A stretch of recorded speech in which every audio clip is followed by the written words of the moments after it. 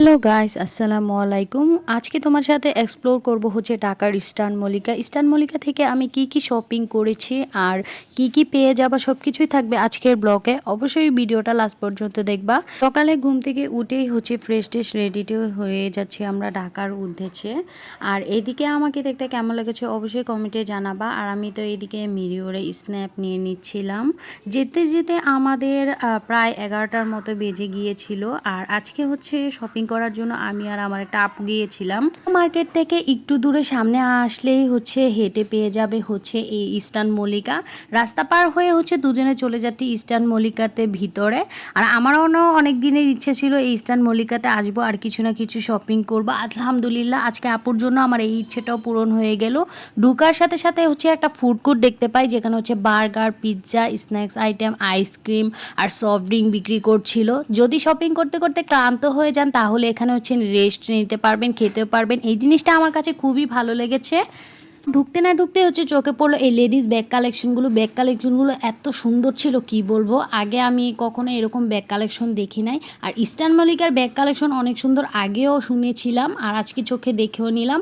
তারপর এইদিকে হচ্ছে কিউট ব্যাগ দেখছিলাম বাচ্চাদের। আর আমার তো আফসোস লাগছিল আমি কিনে ফেলি, কিন্তু আমার বাচ্চার এই ব্যাগগুলো আছে, ওর বাবা নিয়ে দিয়েছিল। আর এইদিকে হচ্ছে আমি ওয়াচ কালেকশন দেখছিলাম, ওয়াচগুলো এত সুন্দর। আমার আপু তো এখান থেকে ওয়াচ দেখে একটা ওয়াচ নিয়েছিল আর আমার কাছেও ভালো লেগেছে, কিন্তু আমি ওয়াচ পরতে তেমন একটা পছন্দ করি না, তাই আর নেই। এখানে আপু হচ্ছে ওয়াচের দাম জিজ্ঞেস করছিল। আপু হচ্ছে ওয়াচের দাম দর জিজ্ঞেস করে ওয়াচটা পারচেস করে নিয়েছিল। আর আমি এদিকে হচ্ছে ভিডিও ক্লিপ নিচ্ছিলাম। যেহেতু হচ্ছে ফোনের কভার অনেকটাই জরুরি ছিল, তাই হচ্ছে আমি ইস্টার্ন মল্লিকার হচ্ছে 6 তলায় চলে যাচ্ছিলাম। ফার্স্টে আমরা লিফটের কাছে গিয়েছিলাম, কিন্তু লিফটটা আসতে অনেকটা দেরি হয়েছিল, তাই ভাবলাম হচ্ছে এক্সেলেটরে করে একদম 6 তলায় পৌঁছে যাই।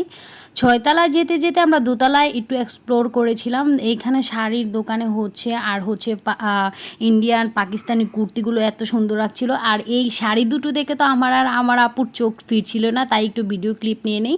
তারপর আমরা ফোনের দোকানে চলে আসি। আর আমার একটা কি ফোন, আমি এতটাই ওয়ারিড যে এই ফোনের কভার কখনোই খুঁজে পাই না, যেটা আমার একদমই মন মতো হয় না। এই যে এই কভারটা দেখাচ্ছিল, আমার তো এটা একদমই পছন্দ হচ্ছিল না।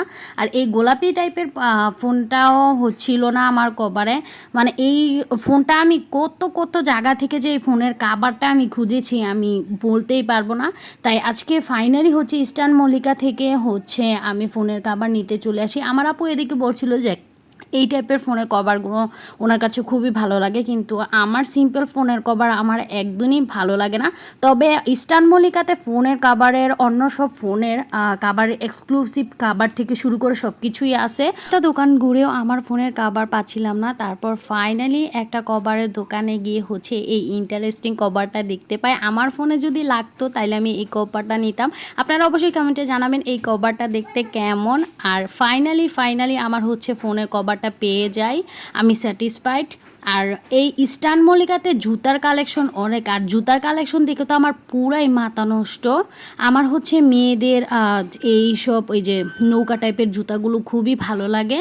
এগুলো হচ্ছে সব বড় থেকে শুরু করে ছোট ছেলেদের সব কিছুই আছে। আর আমি বেশিরভাগ সময় হচ্ছে এই স্লিপারগুলো বেশি পছন্দ করি হাই হিল থেকে। এইদিকে হচ্ছে আমরা জুতা দেখছিলাম আর দরদার কাম করছিলাম। আর আমার মেয়ে বাচ্চাদের জন্য জুতার কালেকশনগুলো তো জাস্ট ওয়াও। ইস্টার্ন মল্লিকাতে এত সুন্দর জুতা পাওয়া যায় আমি কখনোই ভাবতে পারিনি, তাই সবসময় হচ্ছে ইস্টার্ন মল্লিকাতে থেকেই জুতা কিনতাম।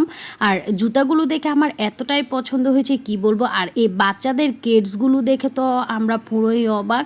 আমরা প্রথম ভেবেছিলাম যে আমার মেয়ের জন্য হচ্ছে এই জুতাটা নিব, কিন্তু এই যে লাল জোড়া জুতাটা, এই জুতাটা আমার আব্বুর অনেক পছন্দ হয়েছিল, কিন্তু আমরা তারপর হাসাহাসি করছিলাম যে এই জুতাটা বিয়ের মধ্যে দিলে খুবই ভালো লাগবে। আর বাচ্চাদের এই কেটসের মধ্যে আমার বেগুনি কালার কেটসটা আমার খুবই পছন্দ হয়েছিল, কিন্তু দরদামে মিলেনি, তাই আর কিনতে পারিনি।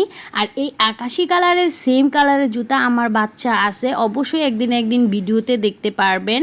আকাশি কালারের জুতাটিও সুন্দর ছিল। মানে ইস্টার্ন মল্লিকার জুতা কালেকশন অসম্ভব সুন্দর। অবশ্যই ইস্টার্ন মল্লিকাতে গেলে আপনারা জুতার প্রেমে পড়ে যাবেন লিটারেলি। আমি তো পুরো প্রেমেই পড়ে গেছি। আর বলেছি যতবার এই জুতা কিনবো জয় হয়ে যাক না কেন এই ইস্টার্ন মল্লিকা থেকে কিনে নিয়ে যাব। মল্লিকাতে এসে সবচেয়ে আমার অর্ধেক লেগেছে এই জুতার কালেকশন, তাই ভাবলাম দুজনে এক জোড়া করে জুতা নিয়ে নিই। এই জুতাটা হচ্ছে আমি নিয়েছিলাম, কেমন হচ্ছে অবশ্যই কমেন্টে জানাবা। আর এদিকে জুতিগুলো দেখতে তো খুবই ভালো লেগেছিল। মিরর দেখে আমি মিরর স্ন্যাপ নিয়ে নিই। আজকে আমাদের এখানে শপিং করতে করতে সন্ধ্যা হয়ে গিয়েছিল, আবার একটু গাউসিয়া মার্কেটে গিয়েছিলাম আর কাপড়ের কালেকশনে যেতে পারিনি। অন্য দিন হয়তো একদিন ভিডিওতে এই কাপড়ের কালেকশনও তোমাদের দেখাবো। আমার এই শপিং ব্লগ তোমাদের কাছে ইস্টার্ন মল্লিকার শপিং করতে কেমন লাগে অবশ্যই কমেন্টে জানাবা। আর এটা হচ্ছে দোয়েল চত্বর। আমরা আজকে সারা ঢাকা শহর 2 আপু মিলে রিক্সা দিয়ে ঘুরেছিলাম। আজকের মতো আমার ব্লগটি এখানে শেষ করছি, দেখা হবে নেক্সট কোনো ভিডিওতে। আল্লাহ হাফেজ।